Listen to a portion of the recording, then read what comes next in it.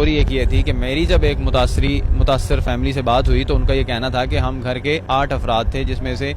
उन्होंने हमसे जो है 20,000 एक बंदे के जो है वो चार्ज किए, लेकिन हम उनके साथ एक बच्ची थी और उन्होंने ये कहा कि इस बच्ची को जो है वो उसका अपने साथ बिठाएं,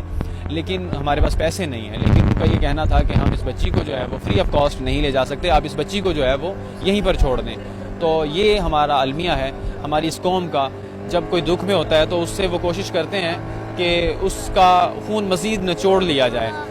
मैं ये दिखाना चाहूँगा, कैमरामैन से दरख्वास्त करूँगा कि आगे के मनाज़र दिखाएं कि किस तरह जो है वो पानी